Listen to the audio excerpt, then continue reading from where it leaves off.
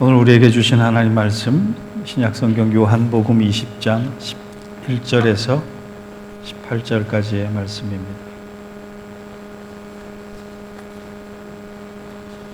한 절씩 받들어 읽겠습니다.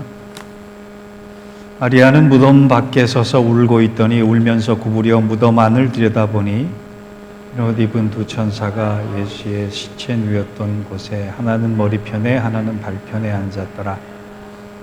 천사들이 이르되 여자여 어찌하여 우느냐 이르되 사람들이 내 주님을 옮겨다가 어디 두었는지 내가 알지 못함이니이다. 이 말을 하고 뒤로 들이켜 예수께서 서 계신 것을 보았으나 예수이신지를 알지 못하더라. 예수께서 이르시되 여자여 어찌하여 울며 누구를 찾느냐 하시니 마리아는 그가 동산지기인 줄 알고 이르되 주여 당신이 옮겼거든 어디 두었는지 내게 이루소서 그리하면 내가 가져가리이다. 예수께서 마리아라 하시거늘 마리아가 돌이켜 히브리 말로 라본이라 하니 이는 선생님이라 하는 말이라. 예수께서 이르시되 나를 붙들지 말라. 내가 아직 아버지께로 올라가지 아니하였노라.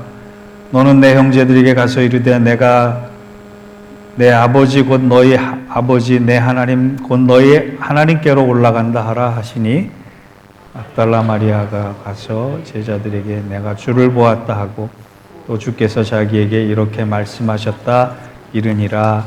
아멘.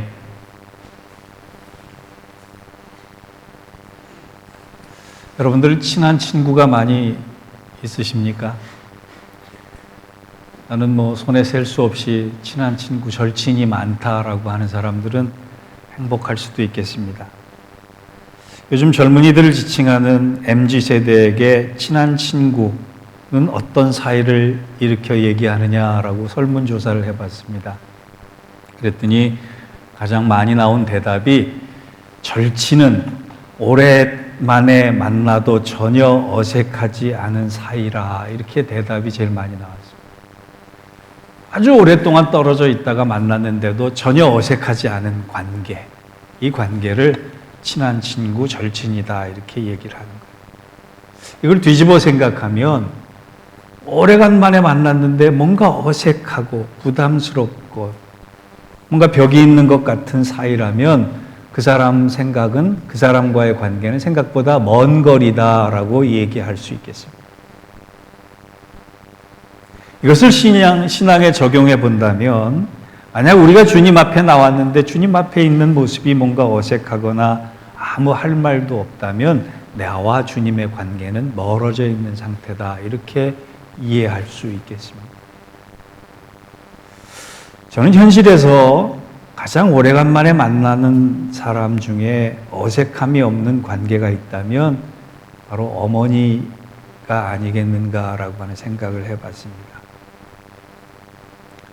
저희 형제 자매들에게는 가족 단톡방이 있습니다. 그 방에서 지난 3월 초에 어머니 기일을 맞이해서 어머니에 대한 추억을 얘기하다가 정채봉 시인의 엄마가 휴가를 나온다라고 하는 시를 나눈 적이 있었습니다. 이 정채봉 시인은 어릴 적 어머니가 일찍 돌아가셔서 엄마 얼굴에 대한 기억이 없다, 그렇게 얘기를 했습니다. 엄마 얼굴조차 생각이 안 나니까 엄마라는 존재가 얼마나 그립고 또 간절했겠습니까? 그래서 이 시를 짓게 됐다라고 얘기를 하는데 그 시의 대목 가운데 이런 대목이 있습니다. 하늘나라에 가 계시는 엄마가 하루 휴가를 얻어 오신다면, 아니 반나절 시간, 반 시간도 안 된다면, 아니 5분, 그래도 5분만 온데도 나는 원이 없겠다. 얼른 엄마 품속에 들어가 엄마와 눈맞춤을 하고 젖가슴을 만지고 그리고 한 번만이라도 엄마하고 소리내어 불러보고, 그리고 그 마지막 구절이 저한테는 너무나 큰 감동으로 다가왔어요.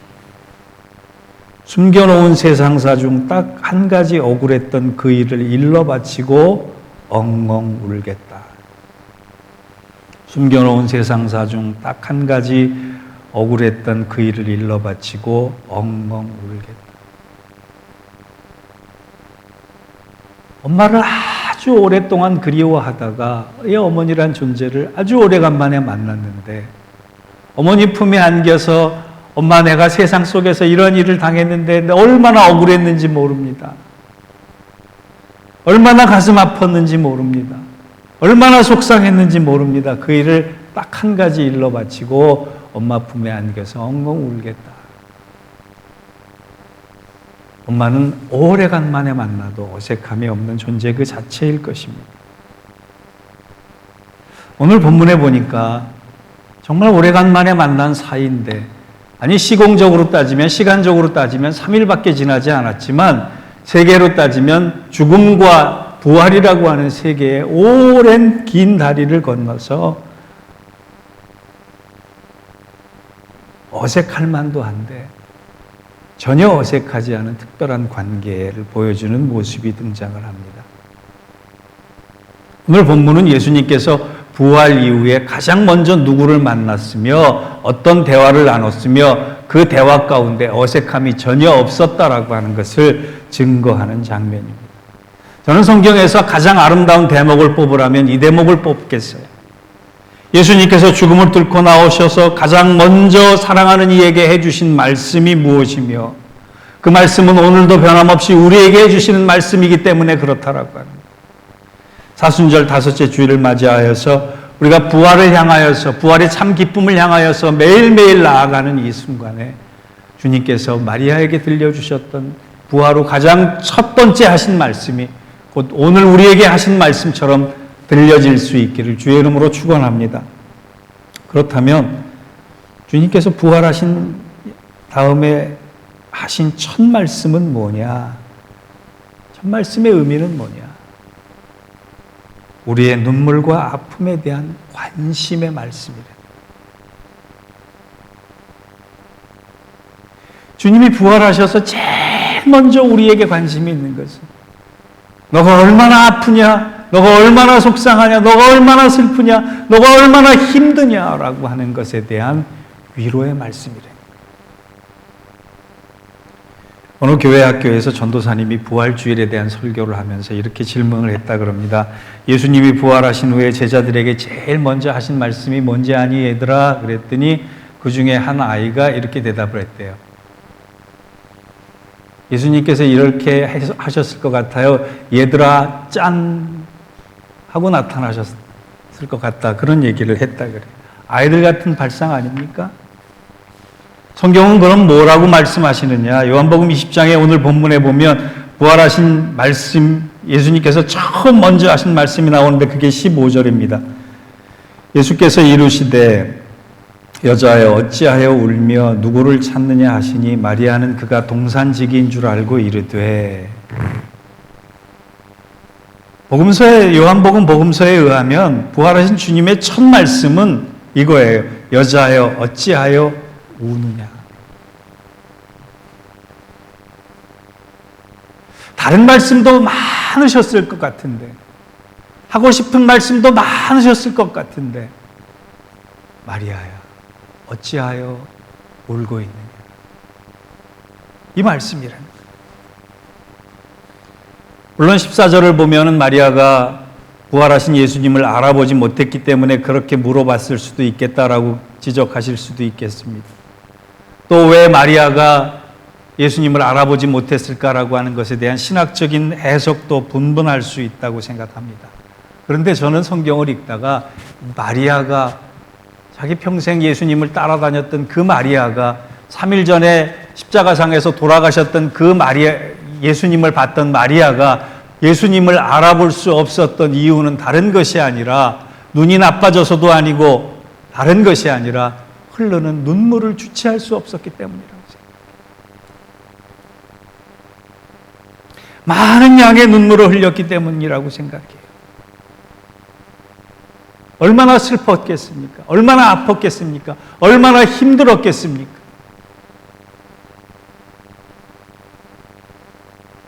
성경에 보면 주님도 우셨어요. 아프고 힘들고 감당기 어려울 때 주님도 우셨어요. 복음서를 보면 3년간의 공생의 기간에 예수님은 3번 우셨다고 기록이 되어 있어요. 그런데 어디 3번만 우셨겠습니까? 예수님의 품성, 성품상 참 많이 우셨을 것 같아요. 그런데 3번을 기록한 의도는 굉장한 상징적 의미가 있어서 그렇지 않을까 생각을 합니다. 예수님께서 처음 오신 장면은요, 요한복음 11장 33절에서 35절에 나오는데, 죽은 나사로를 보고 울고 있는 마리아와 가족들을 보시고 비통한 마음으로 함께 울어주셨다는 거예요. 그게 예수님이 첫 우신 장면이에요. 사랑하는 사람을 떠나보낸다라고 하는 건 인간적으로 큰 슬픔이와 아픔입니다. 어떤 위로도 잘 와닿지 않을 만큼 상실의 슬픔은 큰 고통입니다.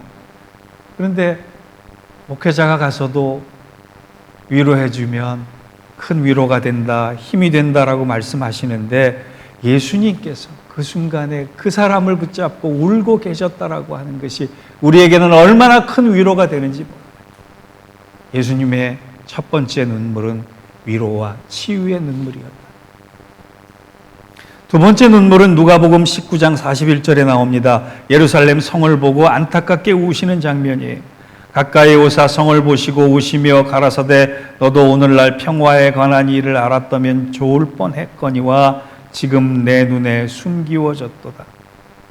호산나 호산나 환영을 받으며 예수님께서 예루살렘 입성을 하시고 그 예루살렘을 바라보며 제일 먼저 하신 일이 우신 거예요. 예루살렘 자체의 이름은 평화의 성이라는 것입니다. 그런데 예수님께서 바라본 예루살렘은 평화의 성이 아니었어요. 하나님의 샬롬이 이루어진 곳이 아니었어요. 인간의 욕망과 횡포와 폭력이 난무하는 악한 도시와 죄가 간영하는 도시가 되고 말았어요. 하나님의 도성을 바라보는 주님의 심정이 어떻겠습니까? 우실 수밖에 없는 안타까운 심정 아니겠습니까? 비통함의 눈물, 탄식의 눈물이었습니다. 만약에 예수님께서 다시 이 땅에 오늘 오신다면 이 땅을 지키고 있는 믿음의 사람들을 보고 만면의 웃음을 띠고 오실 것 같습니까? 저는 그렇게 생각이 안 돼요. 예루살렘 성을 보시고는 우셨지만 지금 이 시대의 도시를 보고는, 도성을 보고는 통곡하시면서 오실 것 같다는 생각이 들어요.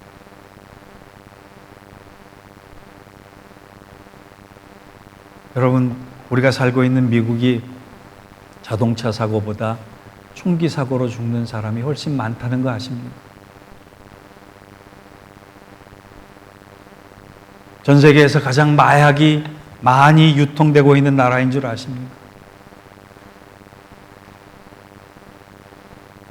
무기를 팔아먹는 일이라면 전쟁도 불사하는 그런 악한 정치 논리가 있는 나라인 걸 아십니까? 이제 교회는 각종 매체의 장난감이 되었고 사람들은 점점 세상은 살만한 곳이 못 된다 아우성을 치고 있습니다. 이런 이 시대의 예루살렘을 보시면서, 이 시대의 예루살렘 하나님의 도성을 보시면서, 뉴욕을 보시면서 주님은 통곡하실 겁니다. 세 번째로 주님이 우셨던 장면은 누가복음 22장 42절과 44절 그리고 히브리서 5장 7절에 나오는 장면인데, 겟세마네 등산에서 십자가를 앞에 두고 기도하시면서 우셨다는 장면. 그 장면을 누가복음 22장 44절에서는 뭐라고 얘기하느냐? 예수께서 힘쓰고 애써 더욱 간절히 기도하더니 땀이 땅에 떨어지는 핏방울 같이 되었더라라고 기록을 하고 있고, 그 기록을 해석한 히브리서 5장 7절을 보면 그는 육체에 계실 때 자기를 죽음에서 능히 구원하실 이에게 심한 통곡과 눈물로 간구와 소원을 올렸고 그의 경외하심을 인하여 들으심을 얻었느니라. 주님이 얼마나 힘드셨으면, 주님이 얼마나 아프셨으면, 주님이 얼마나 무거우셨으면 사명의 완성을 위해서 십자가를 지기에 앞서서 고통의 눈물을 흘리셨겠습니까?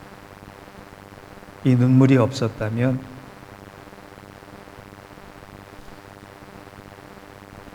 이 눈물을 흘리지 않으셨다면 십자가를 아마 지시지 않으셨을 수도 있겠다 생각이 듭니다. 긍휼의 눈물, 위로의 눈물, 비통함의 눈물, 탄식의 눈물, 사명자가 흘리는 고통의 눈물을 주님은 흘리셨어요. 울어본 사람은 압니다. 울고 있는 사람의 심정이 얼마나 절박하고 안타까운지. 주님은 오늘 울고 있는 우리의 심정에 가장 많은 관심을 갖고 계십니다.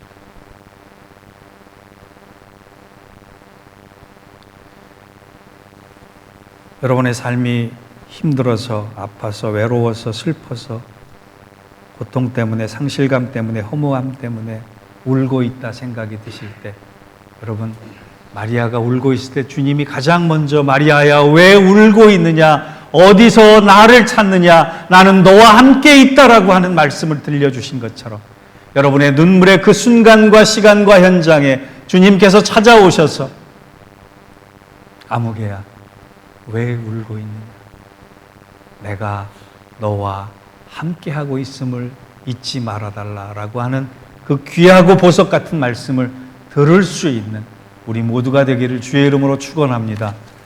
두 번째, 오늘 본문이 교훈하고 있는 것은요, 주님은, 부활하신 주님은 우리의 눈물에 관심만 있으실 뿐이 아니라 만나 주심으로 그 슬픔의 눈물을 기쁨의 능력으로 바꿔주신다라고.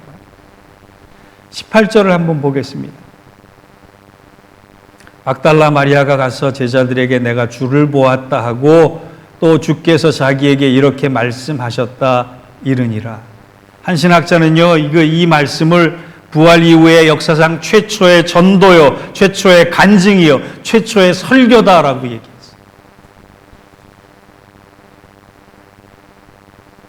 마리아가 가지고 있는 슬픔을 주님께서 만나주심으로 인해서 슬픔을 슬픔으로 끝나게 하신 것이 아니라 슬픔을 능력으로 바꿔주셨다.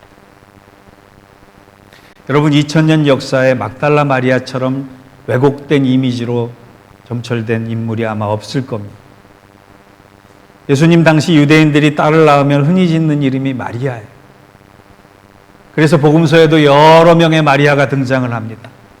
그 중에 막달라 지방 출신의 이 마리아는 기록을 보건대 아마 혼자 사는 여자였을 것이며 나이는 중년이 넘었을 것이며 그리고 재산이 어느 정도 있어서 먹고 사는 데는 지장이 없기 때문에 예수님을 만나기 전에는 그냥 그런 대로 살았던 여인이었을 것이다 추측을 합니다.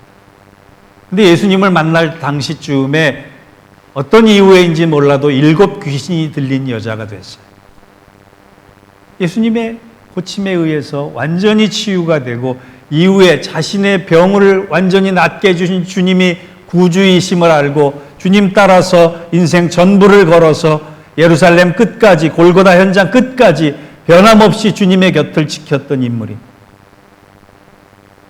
그리고 모든 남자 제자들이 다 도망갔을 때 예수님의 무덤을 가장 먼저 찾아와서 예수님 부활의 첫 증인이 됐던 사람입니다. 아무나 할 수 없는 일을 한 사람입니다.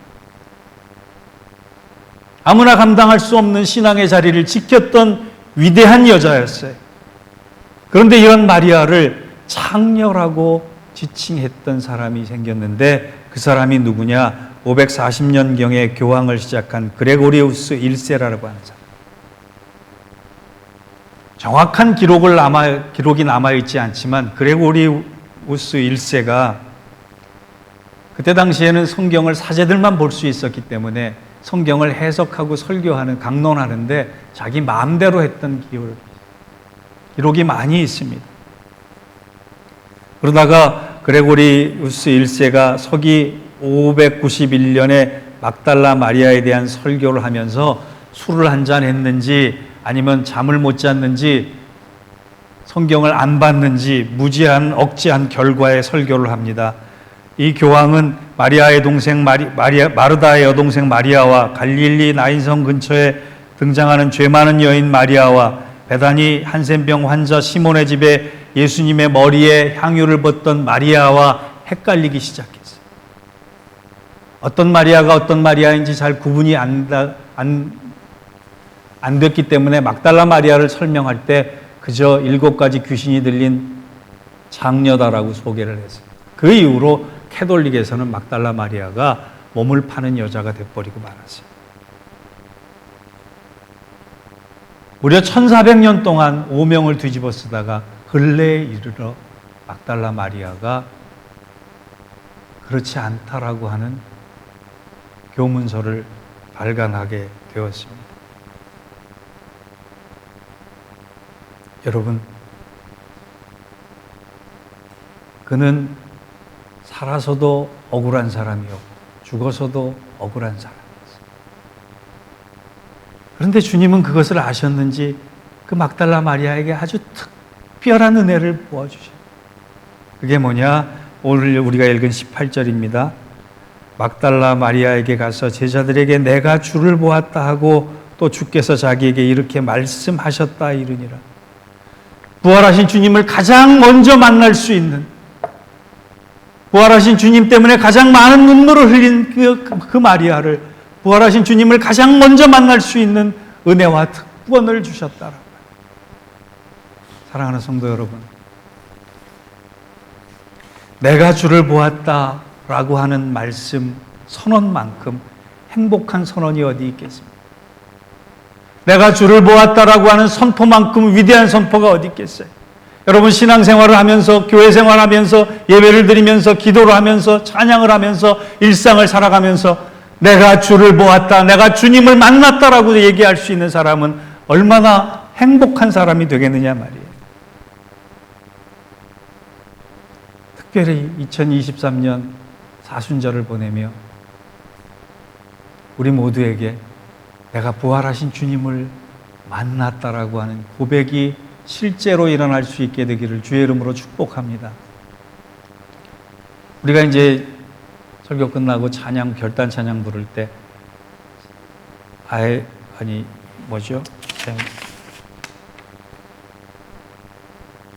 너의 작은 신음, 나의 작은 신음에도라고 얘기할 뻔했어요. 너의 작은 신음에도 응답하시는 주님, 하나님의 그 마음을 헤아리면서 설교를 준비하다가 성경에는 신음이라고 하는 단어가 몇 번 나오나라고 하는 것을 검색해 봤어요. 그랬더니 작은 신음이다라고 하는 단어는 나오지 않고 신음이다라고 하는 단어가 28곳이 나오더라고요. 이 신음이다, 신음 속에 있는, 고통 속에 있는 이 신음 소리를 듣고 하나님의 응답하셨다라고 하는 것이 출애굽기에 나오는 단어인데, 그 단어가 무슨 뜻을 가지고 있느냐? 아기 새가 먹이를 먹기 위해서 어미 새를 향하여서 아주 간절한 목소리로 짹짹거리는 그런 마음으로 얘기하는 신음소리를 하나님이 응답하시고 구원해 주신다. 그러다가 문득 이 구절이 11절과 연결이 됐습니다. 11절 한번 같이 읽어보시죠. 시작. 마리아는 무덤 밖에 서서 울고 있더니 울면서 구부려 무덤 안을 들여다보니.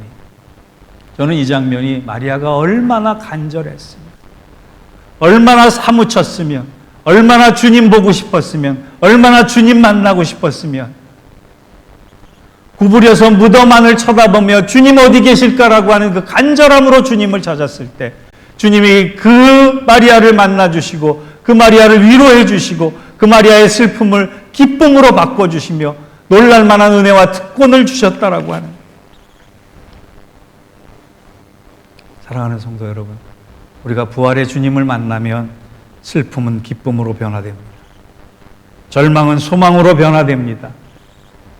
그리고 무기력한 삶에서 능력의 삶으로 전환됩니다. 그것이 우리가 부활의 주님을 만나야 할 또 다른 이유입니다. 우리 모두 막달라 마리아처럼 내가 주를 보았다, 주를 만났다라고 하는 이 벅차고 행복한 선포와 증언을 이 사순절을 지내며 부활주를 맞이하는 우리 모두에게 은혜로서 임하기를 주의 이름으로 축원합니다. 기도하겠습니다. 하나님, 부활이 단순한 역사적 사실이거나 성경 안에 쓰인 하나의 내용이 아니라 우리의 삶을 바꾸어 놓을 진정한 기쁨의 능력임을 믿습니다. 그저 알고 있고 깨닫고 있고 배웠던 지식적인 부활이 아니라 참된 부활을 우리 사순절을 보내며 경험할 수 있는 사랑하는 성도들 되게 하여 주옵소서. 그 믿음과 그 은혜를 통하여 막달라 마리아가 주저앉을 수밖에 없었던 슬픔의 상태에서 주님 만나서 다시금 일어나 부활을 증언했던 은혜의 사람 되었듯이 우리 또한 새롭게 변화되어 부활을 증언할 수 있는 믿음의 사람 될 수 있도록 은혜 베풀어 주옵소서. 예수님의 이름으로 감사하며 기도하옵나이다. 아멘.